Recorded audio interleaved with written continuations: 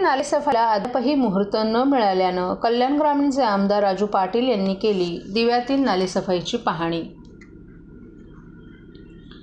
पावसाळा आता काहीच दिवसांवर येऊन ठेपलाय, मात्र दिव्यातील नाल्यांची पूर्णपणे सफाई झाली नाही। दरवर्षी पावसाळ्यात पाणी साचून दिव्यातील नागरिकांना दुर्गंधी आणि घाणीचा सामना करावा लागतो। यंदा देखील नाळ्यातील गाळ आणि कचरा अजून साफ झाला नाही। यामुळे दिव्यातील नालेसफाईला मुहूर्त कधी मिळणार असा सवाल आता नागरिकांकडून उपस्थित केला जातोय। काल कल्याण ग्रामीणचे आमदार राजू पाटील यांनी दिव्यातील नालेसफाईची पाहणी केली। यावेळी योग्य पद्धतीनं नालेसफाई झालेली नाही, तसंच अधिकाऱ्यांना त्याविषयी नीट माहिती देखील नसल्यानं आमदार पाटील यांनी पालिका अधिकाऱ्यांना फैलावर घेतलं। पावसाळा जवळ आला तरी ठाणे महापालिकेला दिव्यातील नालेसफाईला मुहूर्त मिळाला नाही। त्यामुळे मंगळवारी आमदार राजू पाटील यांनी दिव्यातील नाल्यांची पाहणी केली। यावेळी आमदार पाटील यांनी अधिकाऱ्यांना चांगलेच धारेवर धरलं। 6 जूनच्या आत नालेसफाई न झाल्यास तर याद राखा अशी तंबी देखील आमदार पाटील यांनी यावेळी दिली। तसंच दिव्यातील नालेसफाई संदर्भात लवकरच ठाणे महापालिका आयुक्तांची भेट घेणार असल्याचंही आमदार राजू पाटील यांनी सांगितलं। दिवा परिसरात 7 मुख्य नाले आहेत। त्यामध्ये नागरिकांनी विविध कचरा टाकल्यानं दरवर्षी ते पूर्णतः तुंबून भरतात। तसंच काही नाल्यांवर आणि शेजारी चाळी आणि इमारती बांधल्या आहेत। त्यामुळे ते नालेही पूर्णतः पालिकेच्या सफाई कामगारांना साफ करता येत नसल्यानं पावसाच्या पाण्यामुळे नाल्यातील कचरा बाहेर पडून कचरा घाण सर्वत्र पसरतं। त्यामुळे पावसाळा सुरू होण्याआधीच नाल्यांचं खोलीकरण करणं आवश्यक आहे, मात्र पालिकेकडून अद्याप काहीच हालचाली सुरू झाल्या नाहीत। ठिकठिकाणी प्लास्टिक पिशव्यांचा खच, दिव्यातील गटारात घाणीचं साम्राज्य निर्माण झालं असून प्लास्टिक पिशव्यांचा ठिकठिकाणीही खच दिसून येतोय। पालिका नालेसफाईकडे दुर्लक्ष करत असल्यानं नागरिकांनी स्वखर्चानं कामाला सुरुवात केली आहे। मात्र पावसाळा जवळ आला असताना ठाणे महापालिका कोणाच्या आदेशाची वाट पाहत आहे असा प्रश्न उपस्थित झालाय। काल आमदार राजू पाटील यांनी दिवा प्रभाग समिती अधिकाऱ्यांसोबत दिव्यातील नैसर्गिक नाल्यांची पाहणी केली। दिव्यात कोणत्याही प्रकारच्या नालेसफाईचं काम सुरू झालं नसल्यानं पावसाळ्यात नागरिकांचे हाल होण्याची भीती व्यक्त करण्यात येते। त्यामुळे नालेसफाई संदर्भात लवकरच आयुक्तांची भेट घेणार असल्याचंही आमदार राजू पाटील यांनी सांगितलं।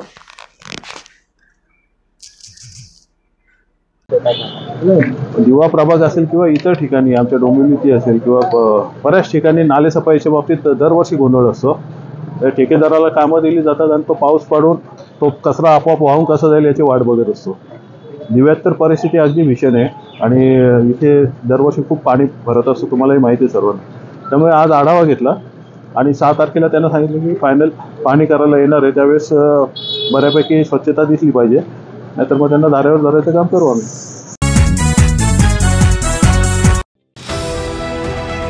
TJSB सौर शक्ती कर्ज, गो ग्रीन, करा वीज बिलावर बचत। आकर्षक व्याजदर, 84 महिने परतफेड कालावधी, 80% लोन, व्यावसायिक आणि उद्योजकांकरता सुद्धा। अधिक माहितीसाठी तुमच्या जवळच्या शाखेला भेट द्या किंवा संपर्क साधा 1800-223-466 आणि 1800-266-3466।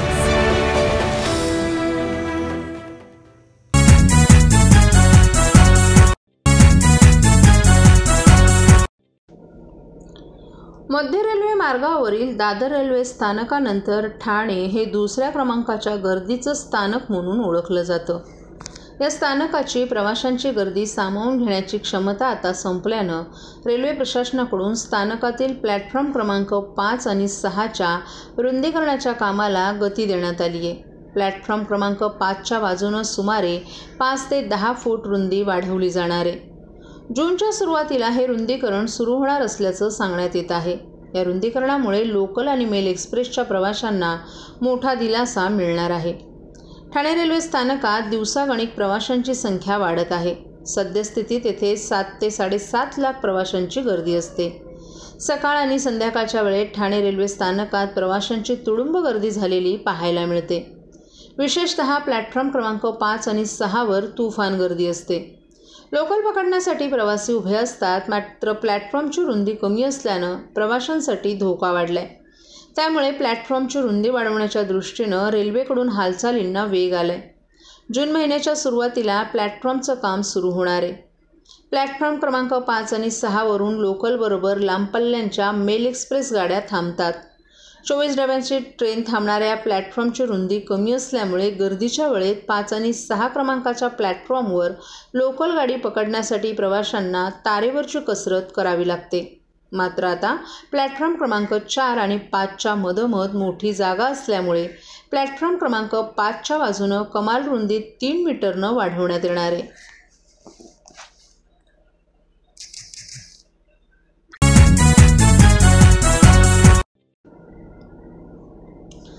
स्मार्ट सिटीच्या शहराला लागून असलेल्या संजय गांधी राष्ट्रीय उद्यान येऊरच्या जंगलातील 12 पाणवठे, डोह आणि झऱ्यांच्या ठिकाणी रात्रीच्या वेळी पाणी पिण्यासाठी येणाऱ्या वन्यजीव प्राण्यांची गणना 42 वन अधिकारी आणि कर्मचाऱ्यांनी रात्रभर जागून केली आहे. यामध्ये तब्बल 5 बिबट्यांचा या जंगलात मुक्त संचार आढळून आला असून हरिण, सांबर, माकड, ससा, रानडुक्कर, साळिंद आणि मांजरी आदी 152 वन्यजीव प्राण्यांचा वावर असल्याची नोंद वन अधिकारी, कर्मचारी आणि वन्यजीव प्रेमींनी मचान सर्वेक्षणाद्वारे केली आहे.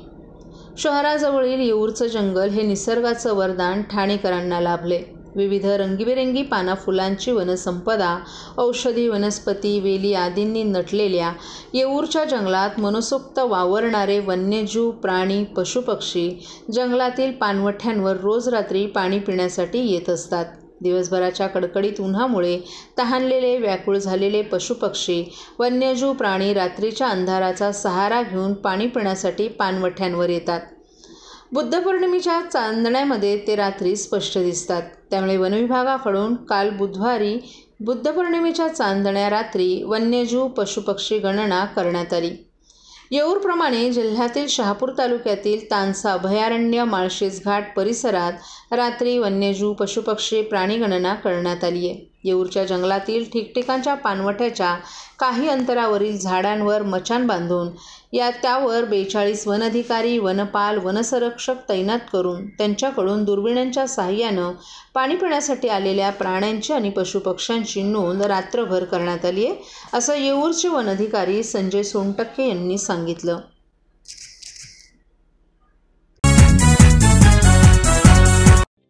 सर्व नागरिकांना आवाहन करण्यात येत आहे की सध्या डासांमार्फत पसरणाऱ्या डेंग्यू या आजाराचा प्रसार रोखण्यासाठी प्रत्येकाने पुढील प्रमाणे कार्यवाही करावी. डेंग्यू आजार एडिस इजिप्ती हा डास चावल्याने होतो. या डासांची पैदास साचलेल्या किंवा साचवलेल्या स्वच्छ पाण्यामध्ये होते. 8 दिवसांपेक्षा जास्त दिवस पाणी उघडे व साचून राहिल्यास त्यात डास अंडी घालतात. अंड्यांच्या अळ्या तयार होऊन पुढे डास तयार होतात. यासाठी आपल्या घरातील पाणीसाठे उदाहरणार्थ बॅरल्स, पिंपे, टाक्या, हौद, रांजणे इत्यादी दर आठवड्याला रिकामे करून घासून पुसून कोरडे करून पुन्हा भरावे. 1 दिवस कोरडा दिवस म्हणून पाळावा. पाणी साठ्यांना घट्ट झाकणे बसवावीत किंवा जुनी साडी, चादर, धोतर यांनी बांधून झाकून ठेवावीत, म्हणजे डास त्यात जाऊन अंडी घालणार नाहीत. घराच्या गच्चीवर, आजूबाजूला, अंगणात कोठेही पाणी साचू देऊ नये. भंगार सामान उघड्यावर टाकू नये. उदाहरणार्थ टायर्स, प्लास्टिक सामान, कुंड्या, टाकाऊ वस्तू इत्यादी. अशा सामानात पावसाचे पाणी साठून त्यात डेंग्यूच्या डासांची पैदास होते.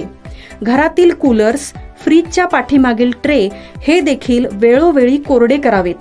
लक्षात ठेवा, नुसत्या फवारणीने डास घनता कमी होत नाही, तर त्यासाठी डास पैदास ठिकाणे नष्ट करणे ही आपल्या सर्वांची जबाबदारी आहे. कोणताही ताप अंगावर न काढता जवळच्या शासकीय रुग्णालयात मोफत औषधोपचार घ्या. अशा प्रकारे नागरिकांनी सहकार्य केल्यास डेंग्यूचा प्रसार रोखणे सहज शक्य आहे.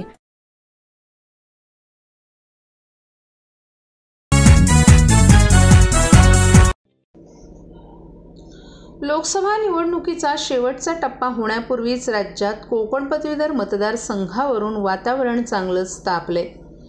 ठाण्यातून मनसेनं सोमवारी अभिजित पानसे यांची उमेदवारी जाहीर करत भाजपवर डाव टाकलाय. उमेदवारी जाहीर होताच पानसेंनी येथील भाजपच्या 2 वेळचे आमदार निरंजन डावखरे यांच्यावर निशाणा साधलाय. कोकण पदवीधर मतदारसंघातून भाजपही आमदार संजय डावखरे यांच्या उमेदवारीसाठी आग्रही आहेत. सध्या डावखरे हे कोकणात प्रचार करत आहेत, तर शिवसेना शिंदे गट देखील या जागेसाठी इच्छुक असल्याचं दिसून येते.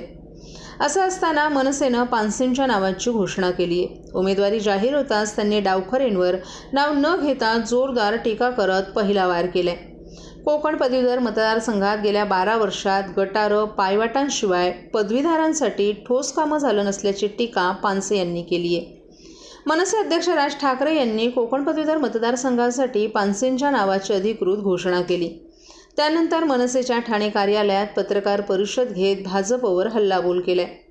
लोकसभेत बिनशर्त पाठिंबा दिल्यानंतर मनसेनं कोकण पदवीधर निवडणुकीत भाजपला धक्का दिल्यानं राजकीय वर्तुळातून भुवया उंचावल्यात. या मतदारसंघासाठी आमचा जाहीरनामा किंवा वचननामा नाही तर रोजगारनामा असेल असंही त्यांनी सांगितलं. या निवडणुकीत भाजपचा पाठिंबा घेणार का असा सवाल उपस्थित होत आहे. यावर आमचा पक्ष आदेशावर चालतो. आपण मनसेकडून लढत आहोत, मात्र युतीबाबतचा निर्णय राज ठाकरे हेच घेतील असंही पानसेंनी स्पष्ट केले. आमची त्यांच्याशी चर्चा झाली नाही किंवा त्यांनीसुद्धा आमच्याशी चर्चा केली नाही असे ठाणे पालघरचे जिल्हा अध्यक्ष अविनाश जाधव यांनी सांगितलं. महाराष्ट्र नवनिर्माण सेनेचा अधिकृत उमेदवार म्हणून तुम्ही जर पत्र वाचलं असेल तर पक्षाचा अधिकृत उमेदवार म्हणून मला संधी दिलेली आहे. त्यामुळे महाराष्ट्र नवनिर्माण सेना म्हणून मी ही निवडणूक लढत आहे, स्वतंत्र निवडणूक. आणि यातला तुमचं एका प्रश्नाचं उत्तर देतो की हे म्हणाले की संपूर्ण महाराष्ट्रात महाराष्ट्र सैनिकांनी या निवडणुकीला उत्तम काम केलं असं सर्व पक्ष म्हणतात.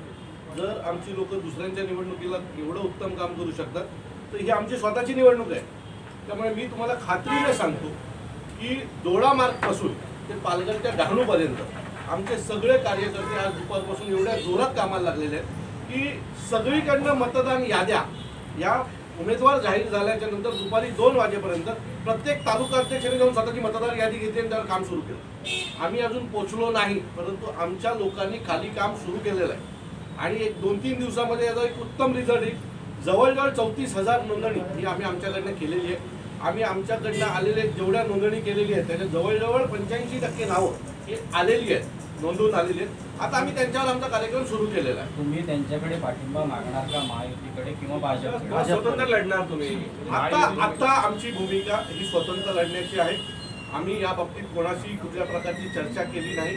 तर त्यांनी आमच्याशी कुठली चर्चा केली ना आम्ही त्यांच्याशी चर्चा केली. आमचा उमेदवार महाराष्ट्र नवनिर्माण सेनेचा असेल आणि महाराष्ट्र नवनिर्माण सेनेचा उमेदवार म्हणून आम्ही आमचं आजपासून काम सुरू केलेलं आहे. 2012ला मनसेने निलेश चव्हाण यांना पाठिंबा दिला होता. आता अशी काय गणित आहे की आता आमच्याकडे 35,000 स्वतः नोंदवलेली मतं आहेत.